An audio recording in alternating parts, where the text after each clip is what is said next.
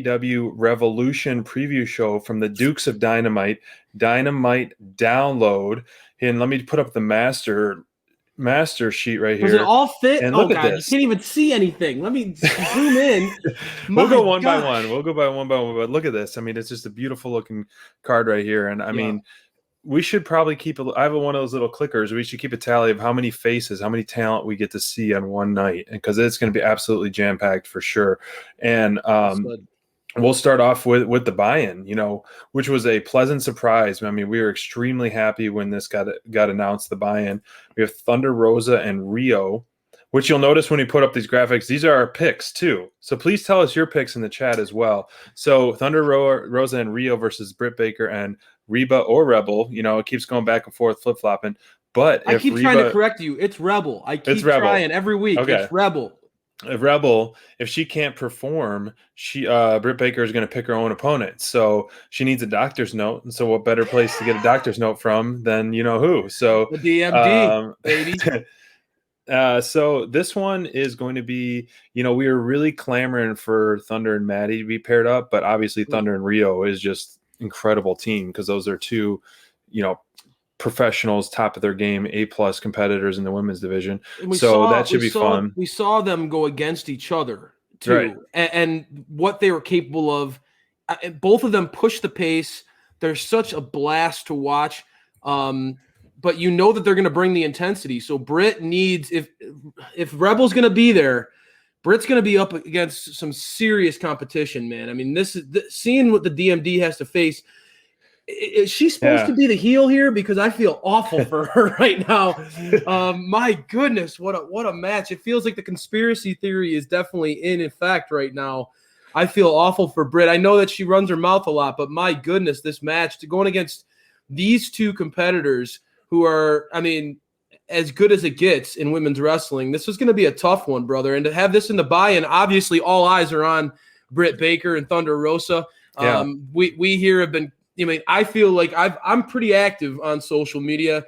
I feel like that the Dynamite Download team has been the most vocal supporters of Thunder Rosa and Britt Baker. That feud, we have hammered how that feud is the best feud that AEW has had. I mean, to me, this is the feud in AEW. I've been hook, line, and sinker. I remember you and I just how bummed we were that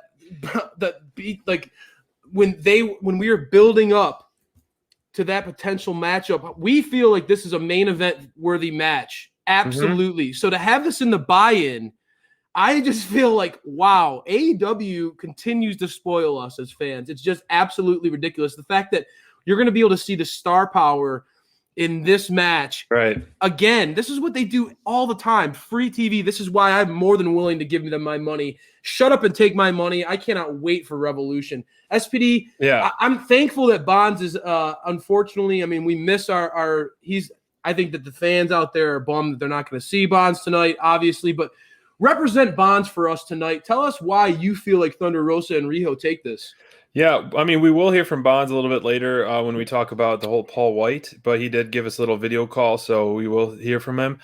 So, hey, everyone, for joining us. Davidson, Sharonica, thank you guys, Mindrunner, and joining us this Friday night. Cheers to the weekend. But, originally, I think – well, Thunder, I'm a huge supporter of that, and I think she is a champ, and she is a true professional. I love her dedication to her work and how – her in-ring work is just spot on. Britt Baker as well, I still believe, and I do think she is the face of the women's division, and the time is coming, and it's very soon, and it can't come soon enough. We've talked about it. It's more fun for a babyface to chase a heel champion. So this would make some great. I think this feud is far from over, and which is going to be excellent. This is the feud of the AEW women's division for sure. And we are going to see just the next chapter unfold this weekend. And unfortunately, it's going to be it's going to set the bar high for the show, even though it is just not just the buy-in, but is the buy-in. And I think the biggest wild card is, Rebel. I don't think she's going to compete because they kind of threw that in there. And I think that's probably why you're picking the DMD, because she's going to have a wild card in her back pocket. On paper, you see an ex-champ, a former NWA champ, a future AEW champ, in my opinion, with Thunder Rosa taking on Britt Baker and Rebel. And yep. But to me, Thunder and Rio will take it for sure if the card stays as we see it. Yeah, well, and that's the thing. I think that Britt Baker is always, she's always scheming, and she's proven time and again. I think that we are more than ready to see Britt get some,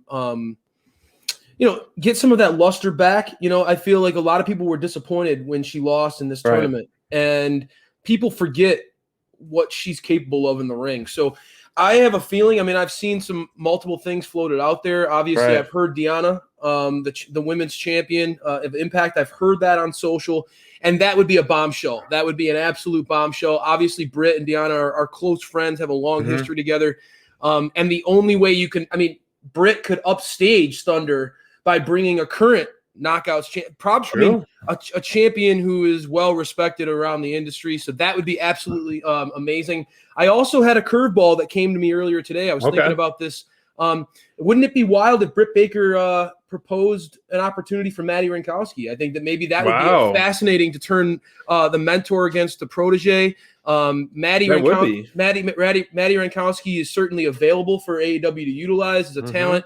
And I also think that Maddie has a little bit of Britt Baker vibes in her, right? You see some of that attitude, that miss reality. I think that Maddie would be more than happy to get out of Thunder's shadow, and what an opportunity that would be for her. So I can't predict the future. I don't know who Britt's partner is going to be. Right. I have learned over the course of my fandom here in AEW that I just don't bet against Britt Baker. I just don't bet against her. She's proven to consistently her smarts. She's consistently outsmarted her competition time and again. And I think that I'm not alone when I say that we're ready for Britt to take the throne. So, we've been ready for months, and we'll get a lot of those questions answered after this weekend, I think, in terms of where they're going. And that's something I want to talk about after we talk about Revolution, is how we would book the women's division for the next 6 months. So that's a topic I want to completely cover after Revolution. But if she does bring a surprise, it'll just be the start of many surprises in a night that we are really looking forward to. And the next match we're going to talk about is the former Le Champion and, the number one endorser, MJF of Dynamite Download, as the Drizzling Shits versus the current champion, Super Kick Party Young Bucks right here. And, last week on Friday Night Flights, we did a clean sweep. And I think maybe booking by SPD kind of have a little bit of influence in this and let it marinate for a while. And it makes so much sense. They really pushed the pedal to the metal on this feud the past few weeks with the whole Papa Buck and then the press conference last week.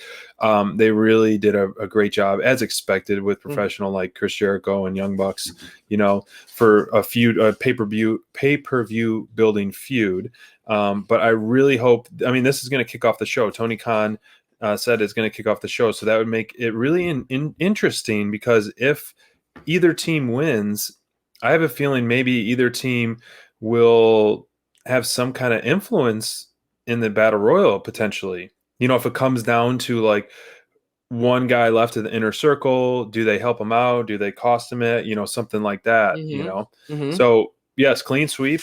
We think MJF and Chris Jericho, we think the resurgence of the inner circle is riding on an upward trajectory, and this would only just elevate it even more in storyline purposes.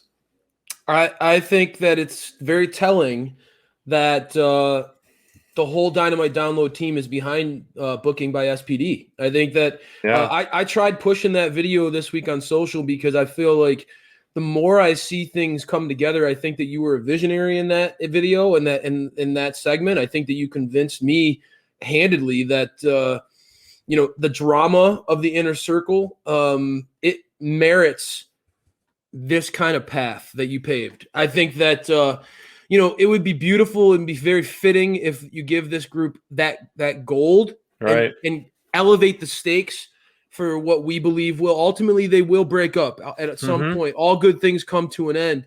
Sadly, especially when you have this much talent in one group, man. I think we all agree the Inner Circle is even in its current iteration without Sammy, which is a huge star in and of itself. Even with this iteration, is just such a stacked group. But unfortunately, I think it is going to come to an end with the egos involved. Right. But man, wouldn't it be beautiful if there's championship gold on the line for this group to start to fight each other about, right? I think that it would be. I mean, obviously the Young Bucks. Matt delivered an incredibly passionate promo. Yes, and I always say it's so much harder to be a convincing, positive babyface, and for him to talk about his faith and his journey, that speaks a lot to his character. And I think that it would be easy if I was a parent, have my kid to root for the Young Bucks, but as a 34-year-old man whose favorite wrestler is a bastard, I think that it would be great to see MJF and Jericho, beat them and maybe even have a Dynamite download favorite Wardlow factor into that match. I think it would be awesome, right? I mean, I think that then SPD, MJF's favorite podcast gets to talk about him being a champion in AEW. This man deserves gold. This man deserves gold. He talks about it over and over again. The only two things he cares about is what, SPD? Green and gold. Amen, baby. That's right. And so let him have both for a little while, and then let him see that with great power comes great responsibility. The more gold, the more pressure MJF he's gonna show that he can't fake it anymore, and he just cares about himself. And it's gonna. But this dude, I think the booking by SPD, we're all behind you on this, and I think that later on the Battle Royal, I look forward to seeing who we take, because let's get into it, because honestly, you had me convinced. I went back and watched your argument for the way you think that this should all play out, and I just think that the story is so perfect. I would love, and you knew when we were there live, brother. Yeah, Santana Ortiz had the chance that we were there live for that match, Santana Ortiz versus the Bucks, and I was firmly on side Santana and Ortiz. So although I think social media and all our Dynamite download fans in our community were totally behind Santana Ortiz. We know we got a lot of Santana Ortiz fans out there, including ourselves. You've converted me. I never was not a fan, but now I'm just so pro them. I mean, this is going to be filled with 15 tag teams, and so this could go both ways in terms of. I mean, this is going to develop more feuds. You're going to see Butcher and Blade and Bear Country go at it, which we saw in Dark. So they're going to have some, and then eventually, I think, break off to like a feud. Then you got 3 teams from the Dark Order. And of course, you got Private Party in there, Santana Ortiz, Top Flight. You have the Gun Club in there. You have Pretty Pure Avalon now. So it's going to be a mess. And I think Santana Ortiz makes the most sense if they want to really further that feud and for that turmoil in the Inner Circle. But also, I could see a Dark Order team winning too. And even though that essentially would pin, if Young Bucks retain, Dark Order, 2 babyface teams head to head, but it would kind of be fun to have the Dark Order back in the tag spotlight. So if Santana Ortiz don't win, obviously my number 2 pick would be, Silver and Reynolds. And we love them here, man. Right. And like, they're so easy to root for, dude. And man, watching Silver in action with Hangman, I watched it back again today, and it was just like, because Bonds' column inspired me to go back and watch it, because he was geeking out a little bit about Silver, man. Like, just Silver's offense. Silver's offense. You and I both love Silver's offense. Yeah. He's just balls to the wall. He's got some great kicks. For sure. Surprising power. I mean, obviously he's the meat man for a reason. But that would be a lot of fun to see the Dark Order, get that push, get that opportunity. Because I know a lot of people were bummed that 10 didn't get into the ladder match, right? So it would be cool for that feel-good moment for a team like that to win. I agree.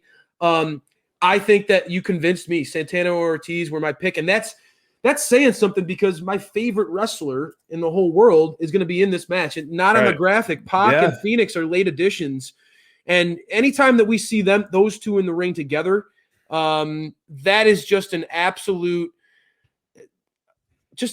marvel to be able to watch those two guys in the same. But I think that their offense, unfortunately, doesn't put them in a position where they're going to be able to use most of their arsenal. It's going to make them at risk. The high flying, you got to be careful in a match like this. So I think that the favorites for me are Santana and Ortiz. I'm on board with that. I also think that you do need to consider a dark horse team. I think that Private Party showed that they were more than capable when they had their opportunity for Impact. I think that team is showing a whole new level of confidence as heels. Mm-hmm. I am absolutely loving Isaiah Cassidy and Marquine right now under Big Money Matt. And that's to say, like, dude, I love everything Big Money Matt's doing right now, dude. I think this is the best character he's had in a long time for me. And it's saying something for a creative guy like him. So I think the favorite for me is Santana Ortiz. I'm standing behind that. I think that's the best pick. But there's multiple teams in here that I could see, man, is great, great stories. That's the great thing, man, is that there's so many things going on in AEW, brother. I love that. And we can go down that booking train stories. for sure. And this was a great point by Davidson, like mystery tag, if you put Anderson and Gallows in there. I didn't even think of that because that could really – it's interesting that they're putting the tag match first. We don't have the order of the card. We only know the tag match is first because of Tony Khan's interview on Unrestricted. And so if there was Gallows and Anderson, that's where you can tie it into – where maybe the inner circle is going to help out Santana Ortiz, or the Young Bucks is going to help. Bucks are going to help out. And it backfires. Something happens. Something like that. Oh, that's a beautiful point. I think that would be really great. So very well. I like that a lot. Thank you. The AEW fans are very smart, man. We are all paying attention, and the company rewards you when you pay attention. It's pretty awesome. Great stories. And, Bonds' pick was Santana and Ortiz as well. Like I said, you guys are drinking the SPD Kool-Aid for sure. And speaking of Bonds, I mean, he is such a huge Miro fan. And we'll have a booking by Bonds by Miro after Revolution next Friday. So you're going to want to see that. Yeah, he's going to spend a lot of time on that booking by Bonds with Miro. But we clearly all think Miro and Kip Sabian are going to take down the best friends, Orange Cassidy, Chuck Taylor, even though Orange Cassidy was, on such a hot run end of 2020 and really the top babyface in AEW. But I think Miro benefits so much more from a win than Orange Cassidy and Chuck Taylor. I think you keep his undefeated streak going, keep his dominance just on, push the pedal down on that, and then kind of shift gears into some other kind of feud. So we're all for this, and I think it'll be an entertaining match. But I don't think it has the capability of stealing the show. But I want to be proved wrong as always. So, what do you think? Why did you pick Miro and Kip Sabian? Other than obviously you've always been a Miro fan. Well, again, I try to I read Bonds' article, and I think he and I have known Miro. They're basically this guy's entire career in his spotlight. I mean, I remember watching him break boards in NXT. I've always been a fan of him, and we believe that this dude is pretty much everything you want in a star. He's interacts a lot with fans. We've listened to his interviews with Butch. He's great on Twitch. Just an awesome all-around dude. He's married to a beautiful star herself. And he's just a badass in the ring, dude. We know what he's capable of in the ring. And that's what I think I know Bonds, that's what I like when he geeks out about Miro. Yeah. It's because he knows, dude, AEW has a diamond.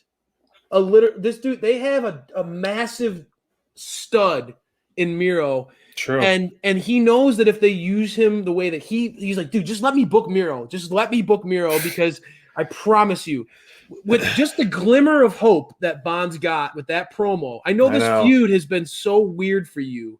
Because it started with a video game. It turned into a butler and a wedding. And now it seems like Miro has said, okay, enough. It's just about me kicking your ass and embarrassing you. I like Charles Taylor much more than Chuck Taylor. I think that maybe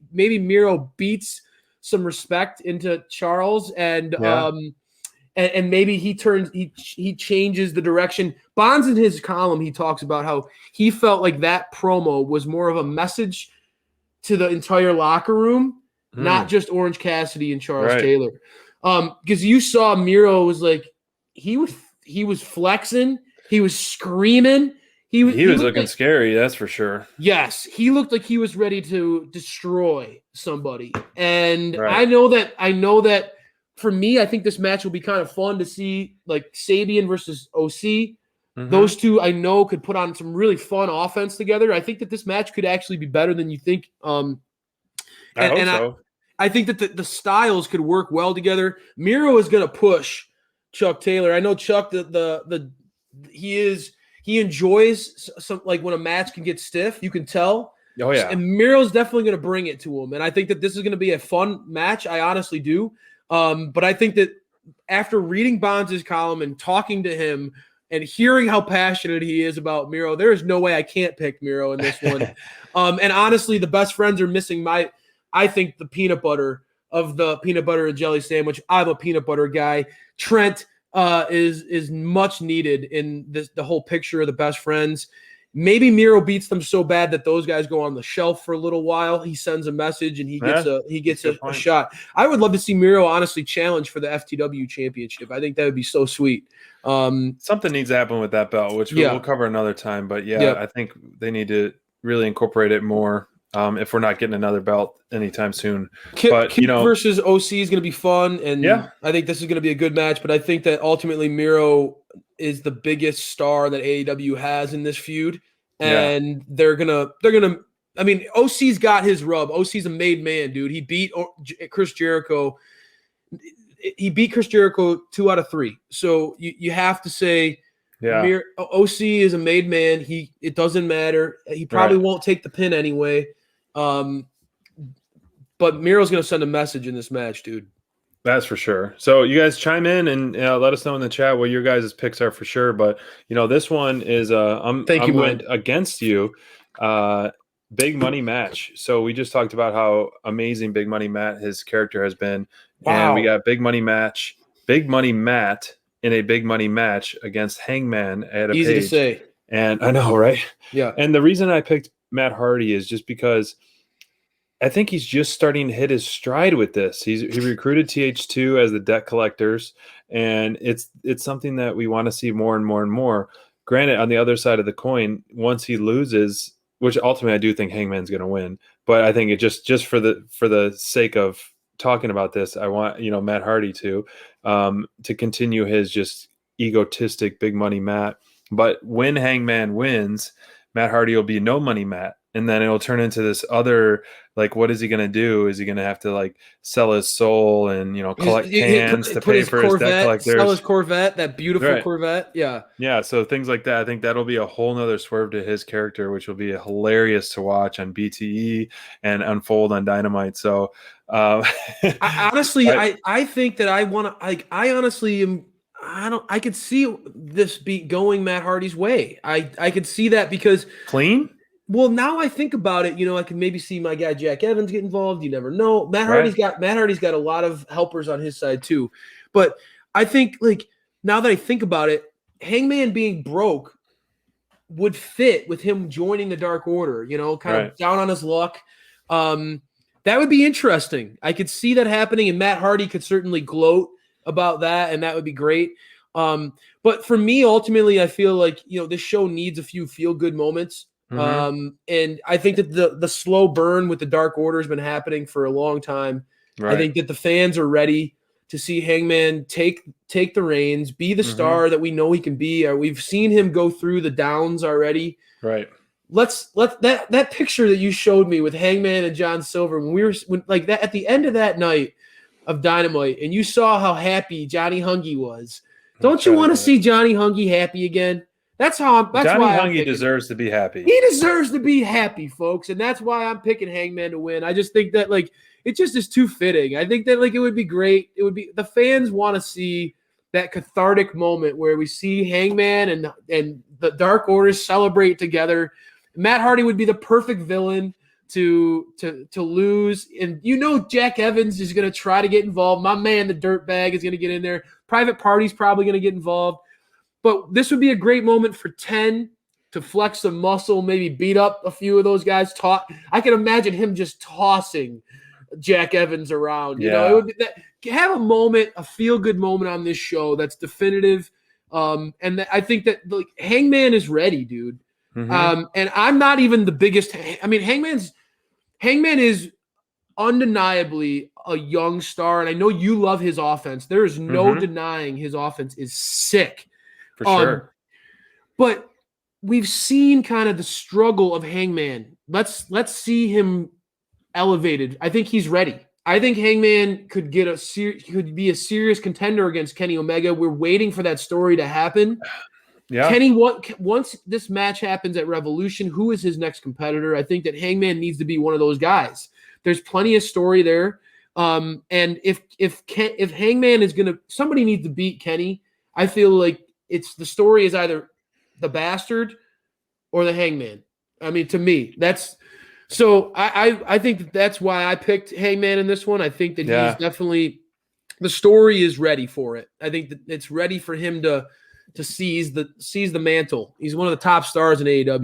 This is one that is really, I mean, is a 50-50 in my opinion. Oh, Some no of doubt. them are a little bit more, obviously we all picked the more dominating ones that we feel that way, but this one could go both ways and can tell so many different stories both ways. With for example, the Miro one we just talked about, like this should be the culmination and done of it, and I think ultimately the street fight, which we'll talk about shortly, should be like the end of the battle and then move on.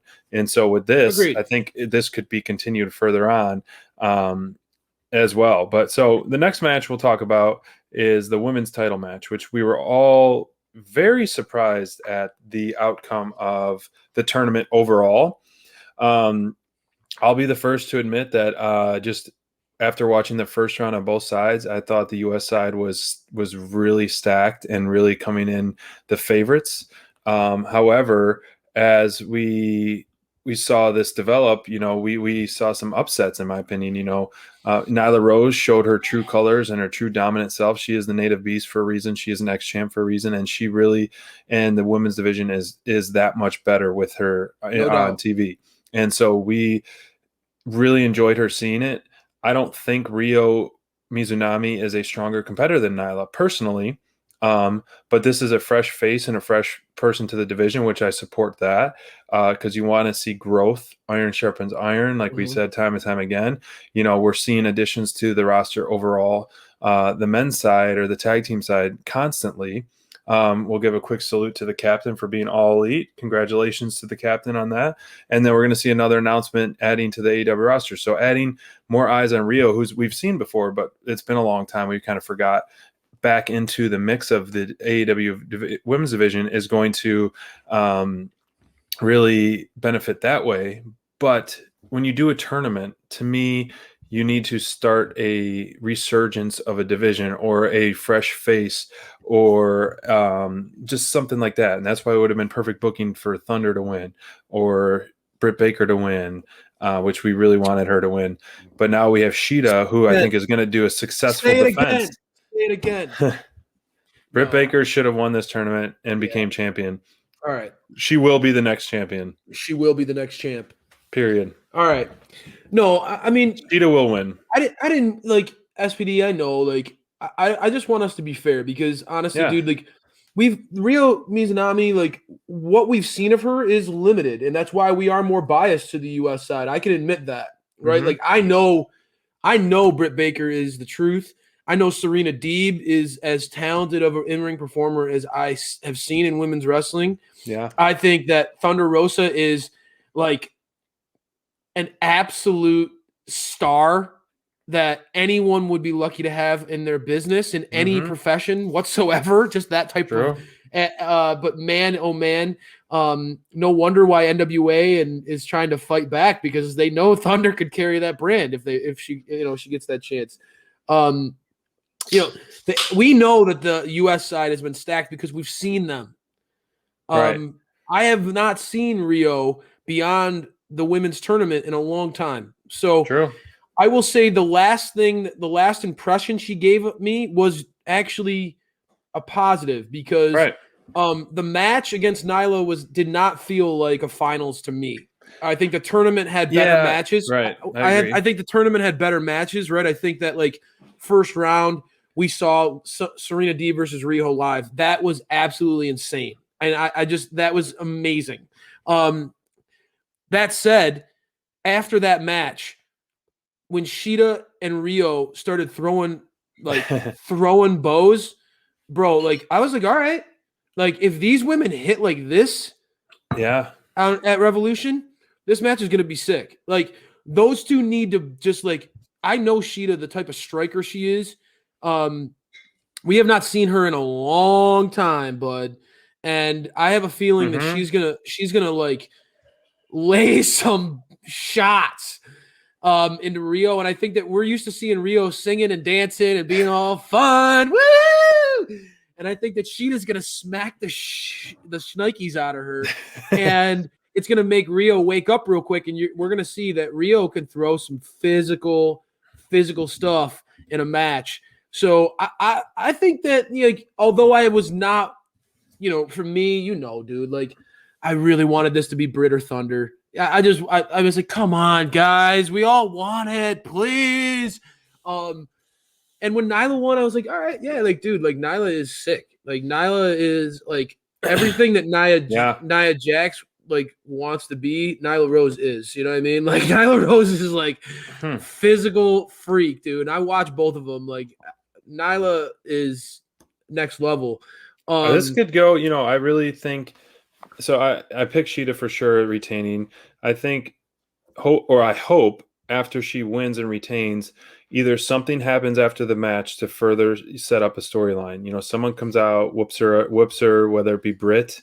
Britt comes out and just says, I'm the face of the division, not you, and sets up that feud right away. Or ultimately, and Sheeta is just back on TV and more of a fighting champion and just more showing face and just, putting, a good reputation behind that gold, because we haven't seen her be a fighting champion that often recently with the tournament. Yes, she was overseas and all that. But even before all that, she was off TV a lot. We didn't see the championship on TV that often, which you should have the championship shown to me at least every other week, 2 out of 3 weeks, even if it's a promo. I agree. So, and we weren't getting that out of her run, we could see a resurgence of her domination and then ultimately drop the title a month or so down the line to, the DMD. So that's where I would go with it. So I was going to say, like, that's what I wanted to hear. Honestly, in my head, I was wondering, like, okay, like we all agree that Sheeta's going to win this now. We thought that the winner of the tournament was going to beat Sheeta because we were ready for that championship to change hands. Right. I think we all agree now that it's going to be the tag titles that do it in this show, not the women's, and that's okay. Right. But I think that Sheeta wins, reestablishes herself, reminds people who she is. And then we transition to one of a couple options. Okay. So I think that no doubt Britt should be the women's champion. Thank you. I appreciate that. I love this shirt and I love Pac. But quick plug. but no, honest to God, like I think so. Obviously, my first pick, Britt Baker. She'd be my first pick if I was starting a company. I swear to God. We already talked about that, and you stand by it for sure. Yeah. So that, and then I also think that it would be shocking but cool given what we've seen, dude. Jade Cargill. Like, what if Jade comes out? Just push the chips all in. Why not? I support it. Like, to me, it's like, all right, like people are buzzing about Jade. Strike while the iron's hot. Can you imagine if Sheeta has like a brutal fight, right? She just like brutal back and forth with this match, and then Jade comes out afterwards and towers over a beaten up Sheeta, just a battle. Like that would be sick. And I think the people would be for it, bro. I think the people would be for it. I really do. Give the people what they want. I try, bro. I try. I try. And I think that Jade's ready too. I think AEW cares about giving the fans what they want. I think they do. And then can you imagine who's going to dethrone Jade? Who's going to dethrone Jade? Thunder? Thunder? Britt? Who? I mean, because I think that if Thunder then becomes the next challenger for Jade,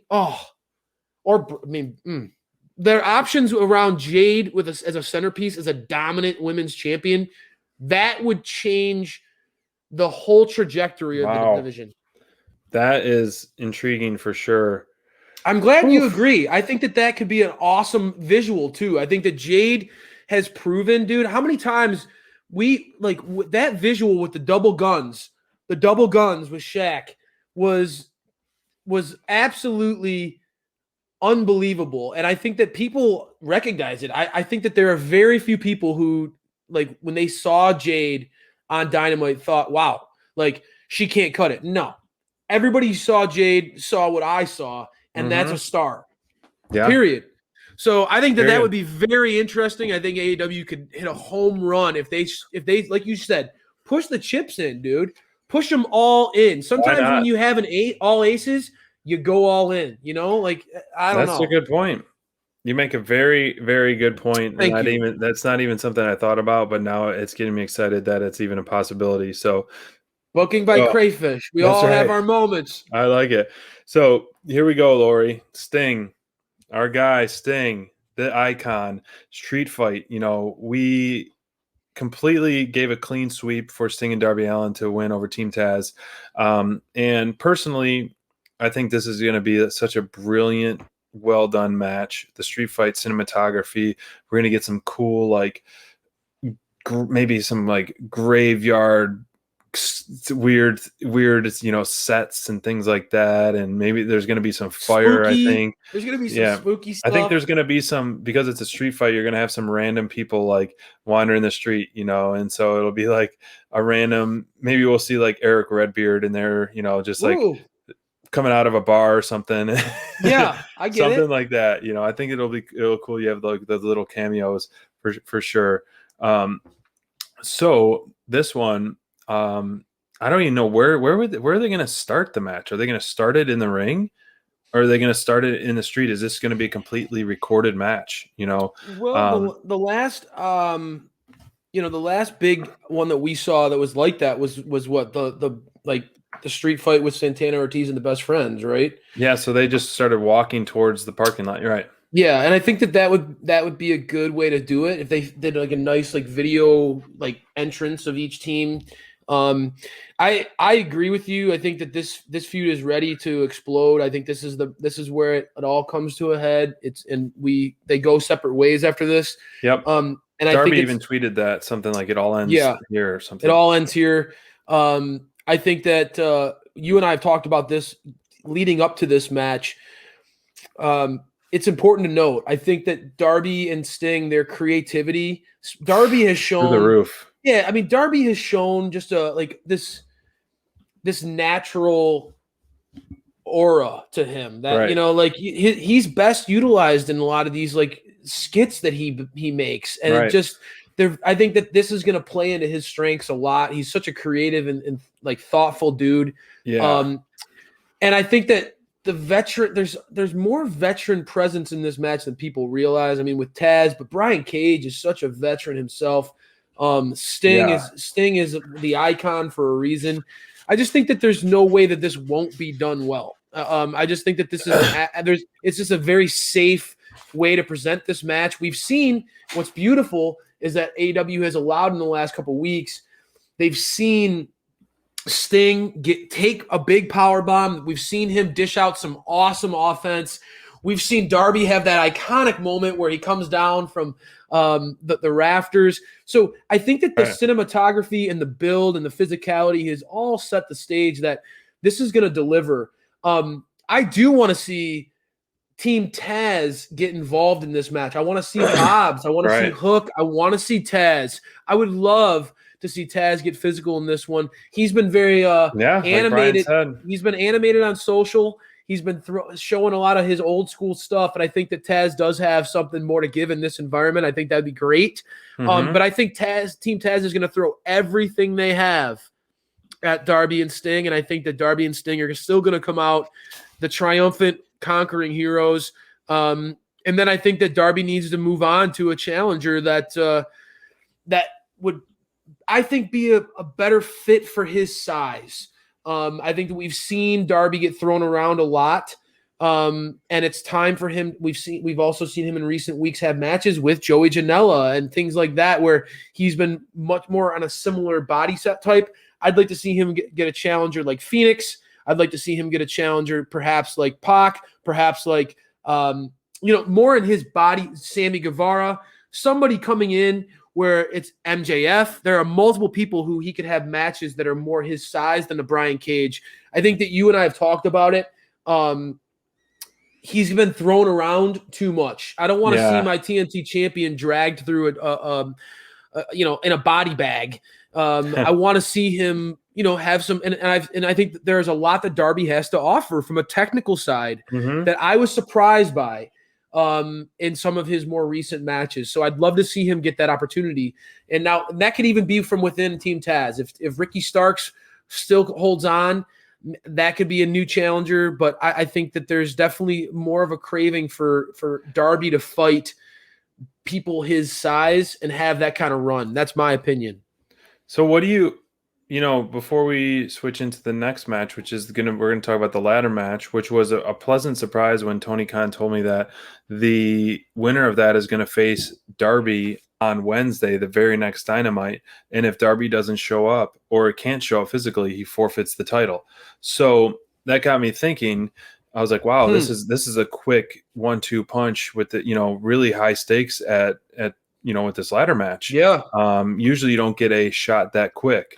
We're talking to other things like a Royal Rumble. You win that, you get it at WrestleMania. So it's a long build. This is like really an instant title shot almost. And so Darby Allin, do you think he needs to keep the title on him to be as, I don't want to say relevant, but that's like where I'm going. Do you think he needs it to really have this support and spotlight with that title on? No, of course not. Do you think Darby can segue into something different after this street fight and lose the title quickly, which is the very next Dynamite on March 10th, to the winner of the Face of Revolution ladder match? I think that certainly would be fascinating given the talent that's in this match. Right. I think it would be pretty awesome. But I personally, I think that Darby is one of those types of enigmas, one of those types of characters that he's going to have a passionate fan base no matter what he goes through. And no matter what his standing is in the company, just like an Orange Cassidy, right? I mean, we talked about Orange Cassidy earlier on tonight, and I think that he's that type of character where there are going to be people who just love Darby Allin and all he stands for, and the way that he carries himself, his creative style, the fact that he's willing to be who he is in such a macho industry, it's pretty cool. So I think that Darby could face that and could lose that and still move on. Just like Lance Archer is a type of character what I've seen already, that like Cody Rhodes is another character that, like, no matter what Cody's situation is in the company, no matter what Lance Archer's situation is in the company at this point, they are like made men. They've already established that they're like what they're capable of. I think they have a certain amount of respect that comes with their name. So there is something to be said for, I know that you're chomping at the bit, SPD, and I'll let you get at it to talk about how you want Lance Archer to win this match and then become the TNT champion.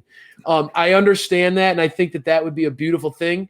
But I think that this type of match allows for a surprise to happen and give somebody an opportunity that might not normally get it. In an awesome fashion. So I think the surprise entrant would be a great way to go in this one. Which you picked, that's why I put your name over the mystery guy. Right. I think that like having that breakthrough moment and just being a wow factor would be awesome. I do want to see Lance Archer get some sort of title shot at some time, but I think that just the natural path that he's already had, he does not need to win this match. He No, doesn't need to. I agree with And you, but of that's how course, I know you want that to happen. I just think that like we've talked about it. You have opportunities to make stars, and like sometimes you allow that to happen. Dude, I get it. I think that Lance, to me, there's no one hotter in AEW than Lance Archer right now as far as the warpath that man's been on. true. I We just just did a poll, and he had a bet. We said who has the best 2021 so far, Kenny wasn't Omega or Lance close. Archer, and Archer won with over 300 votes on our Instagram. It was like 70% to 30% or even more than that, and it was just through the roof that everyone feels that Archer has had a more dominant 21 than Kenny, which is crazy to think and to believe. But it's hard to yes, I want anything with Lance. I want him to win and succeed, and he is just absolutely on fire right now. And I think he's more intriguing right now to be feuding with even with Kenny after this, because like we've said time and time again, and you said, no one's going to look weak in this match. Whoever wins, it's not going to be, oh, I beat you, like Scorpio Sky in commentary. It's just, I overcame the odds. It's almost a stealing victory, like last man standing, who has the longest stamina, and so this mystery opponent, whoever it may be, it makes sense if they do win and then they win again at the very next Dynamite to get the title. That really just makes a huge impact. And so, we saw it with Cage when he won that title shot and then lost. Like, he made his debut, won that casino ladder. I don't even know what match it was, but where he got the big chip, for a title shot against Moxley, and then he lost. And so it still didn't slow him down too much, but it would have made his debut even that much more impactful. You come in as a surprise entrance. 3 days later, you win a title in a company that you haven't been on. Like, okay, you showed up and like, this is my show now, whoever this may be. So I think that is very intriguing storytelling. Obviously Penta is just he can just shift to the back into the death triangle, because I felt like they were really talking about the death triangle a lot. Like, we didn't really have seen this before, when Pac and Phoenix have teamed in a 3-man tags and stuff. They weren't like, of the death triangle. They really focused on 2 members of the death triangle. They kept pushing 2 members of the death triangle and all that. And so I think you can shift that into there easily. Cody can go wherever he wants, of course. Unfortunately, we found out Bowens has got a knee injury. How serious that is for the Acclaimed and Caster, who knows? Scorpio Sky, the world, he's back, and I love seeing him on TV. But like you said, Mindrunner, we talked about this, Crayfish and I, Sean Spears would be a fun 6th entrance, or Willie Hobbs. Will Hobbs, like, if you put the street fight before this, and if you want to continue that feud with Darby, or kind of put the ultimate nail in the coffin, have Will Hobbs be the last member, win it, and then dethrone Darby, something like that. Yeah. But it would be also great for Sean Spears, because then you can really have the 4 horsemen, coming together and being a dominant force with some great momentum. So I was thinking, and I know that I probably am going to come off kind of crazy here, but you talk Sean Spears, and I that's, as the time was going on, I was debating who I thought that would be, right? Who that surprise entrant would be. And at this point in time, hear me out. I think that Sean Spears is the entrant, and that's how I would book it. And I think that he would actually help Cody win at the end. He would, and Cody would become the last member of the Horsemen.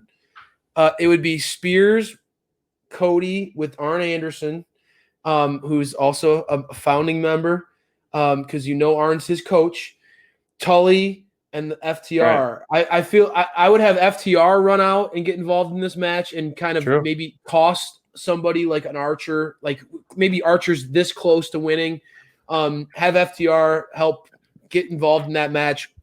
I would go all in on the Horseman angle here. And I think that Sean Spears taking that role and like Cody becoming either Sean Spears winning or Cody winning. I could see either happening. But I want the AEW to go all in on the Four Horsemen idea. I think that they're like, to me, if you add Cody to that mix, and we saw Arn, I know that this is why we saw Yeah, it Arn was come out. interesting at the end. We saw Arn come out last week at Dynamite, and he threw up the Four Horsemen sign. He did. And I think that that would instantly give Cody direction again. Cody is a star. I don't know, either that or Shawn Spears gets revenge on Cody and he becomes the leader and takes the TNT Championship. Either way, I think Shawn Spears plays a role in this match, and I think that ultimately he rises to the top. So I think that, to me, Shawn Spears. Shawn Spears is the X factor in this match for me. I think it makes too much sense. At the end, I feel like he's going to be the guy who wins this match. I think that the Four Horsemen, you go all in on that angle. You have Shawn Spears and Cody go head to head at some point in that matchup. You know that history is there with the chairman, and then they both have Horseman roots in some way. So I think that would be a really beautiful thing. We'll see what happens, but I think that Shawn Spears was a wild card. You need to strike while the iron is hot. People are buzzing about the FTR Horseman angle right now. I don't know. Are you as excited about the Horseman as I am? I'm getting there. I know you. I mean, you are just like pins and needles for FTR, and I really love FTR. And I was. You didn't for a long time. You're right. I didn't. It makes me happy to hear that I did not enjoy them in WWE because of their poor booking. The Revival was a boring team to me. They are really hitting their stride even more when they won the titles. I think they're better now without the titles than they were with the titles. This feud with Jurassic Express, I know you're a big Jurassic Express fan. This feud with Jurassic Express has really pushed them. Dax and Jungle Boy are putting on some clinics, dude. I agree. I mean, they are, and it's fun to watch. I'm all in on the Horsemen, bro. I'm all in, and I honestly think that if they'd go all in on it, you'll become a huge advocate of it, like I am. I am a huge advocate now. You've come around to FTR, and I think that if they go all in with Shawn Spears, and they know, dude, this guy is a pro. Yeah. This dude is a pro, and he puts in the work. I think that Shawn Spears is ready. That would be an awesome moment. I don't know. I'm all in. Maybe it's the heel in me, but I think that would be a cool thing. I don't know. I love the Horsemen. There's so many different, like this one. I think this is the one I'm most looking forward to, honestly, the ladder match. And that's cool. It's a 9-match card. And I think this one is really going to tell a lot of stories and just be so exciting. And so I can't wait for this one, man. I was hoping that they'd open the show, but if they're going to give us a slow build, I guess I kind of put our order of discussing this the way I kind of would book it, the way the show. So, obviously the buy-in, then you have the tag title match, then you follow it right up with the battle royal. I don't know if you do that right away or you wait till later in the show so you can keep the momentum. Then you got Miro Kip, Big Money, Women's, the street fight, which technically will kind of be, actually you have to probably have the street fight before the main event so they can get the ring ready for timing purposes, because I'm sure they're going to have to do that. A lot of ring adjustments, with the ladder match, there's going to be a lot of bodies and debris and probably tables and stuff out. So you're going to need some time to kill for that, for sure. But speaking of getting the match ready, or the ring ready, we have the exploding barbed wire death match, which, nothing against Moxley, but Kenny Omega is absolutely 100% the best champ right now in the business, globally, worldwide, even in North Carolina. You love that, dude. It's so funny. So this is going to be, like you said, it might be a little struggle for me to watch. Make sure you have a blankie. I might have a little blankie, for sure. Make sure you have your baby Yoda. Have your baby Yoda. I will. Yeah, you'll snuggle your baby Yoda. Buddy. Yeah, you're watching, buddy. But there's, Jon Moxley was an outstanding champ, and momentum is riding high with him again. But Kenny Omega, there's nothing stopping him right now. I think the community believes it. We believe it, that he's going to be champ for probably all of 2021, and he deserves it, and it's going to be great to watch. He's put in his due time. He deserves it, and he's going to essentially put down Moxley. And I think once this match is over, we Moxley might take a little break. We sadly we might not see him on TV. How do you bounce back from this and just show up on there? And his wife is pregnant, and that would be a great opportunity for him to heal some wounds that I know he's going to need to heal in this match. It's going to be a testament to Kenny Omega because you're going to see his body torn up in this match, and both guys are going to need a couple weeks off. Kenny's going to come back fighting, bro. You know the type of champion he is, dude. He's going to be out there. Just watch. But. And I believe in Kenny Omega that much. I think that Kenny Omega is just an absolute, bona fide star, and he'll be on the show. He's probably not going to get physical for a little bit, but man, because that Moxley's going to take an ounce of flesh from Omega. He ain't going to go down without a fight. Sure. And so there's going to be some blood. There's going to be some real moments where you're going to get queasy. This is definitely going to need to be the main event just so the kids fall asleep before this match, because here's what everyone's talking about is the markup that Kenny Omega drew. Oh gosh. This is the first time I'm seeing this too. Yeah, that's great. Oh my gosh. Oh gosh. Exploding platforms with more barbed wire all around it. Mox with his hair on fire. Barbed all this is gonna happen too, dude. Explosion. Oh my gosh. Somebody's going to go through a table that's been... How are they going to get outside the ring when the rings are covered with barbed wire? They're going to get thrown over top or climb the turnbuckle. It's going to be bloody and crazy, bro. You know it's going to be that way. And this match is going to put some people on notice for what people are willing to give up to win the ultimate prize in professional wrestling. And then they're going to say, wrestling's fake. I don't think anybody's use the F word. I don't think anybody's going to say that after this one. I think that this is going to be brutal and violent, and it's going to really showcase what it takes to. You're going to when Kenny Omega, whoever emerges as the champion in this one, and we believe it's going to be Kenny, right? Yeah. Imagine what it's going to take that belt off of him if he's willing to go through what we know he's going to have to go through in this one. Moxley is going to be. It's going to be a war. Mm-hmm. It's going to be a absolute war in the ring. And I'm excited for Kenny to be able to put on a beautiful violence with somebody who I think Moxley has proven over the course of his career. SPD, I know that you haven't watching John Moxley I'm an Ohio guy, so I automatically root for guys who are from my home in any that's why I'm a Wardlow guy. And I always root for Moxley because he's an underdog kid from Ohio that made it. And dude, this is he will give everything in this match. Right. But I think that this is going to be one of those main events where you're going to kind of be in awe. Right. I wonder what's going to – how do you think that this plays out? We all agree that Kenny's going to win in the end. It's going to be and do you think that Don Callis gets involved and that's how he wins? Is what do you see? Or do you think it's just going to be Kenny, Mox, violent, but no shenanigans, just a violent match? Because I think that's a big part of why I think it's honestly gonna be Kenny and Mox. I don't think they're gonna be outside shenanigans. I don't know. I think that there's people who think that that's gonna happen. I hope that doesn't happen. I wouldn't want to be anywhere near a ring full of barbed wire personally. Right. If I'm the Good Brothers, if I'm Don Callis, I don't even want to risk being close to barbed wire. No. Yeah. Something exploding by me, Yeah. So I think it will be.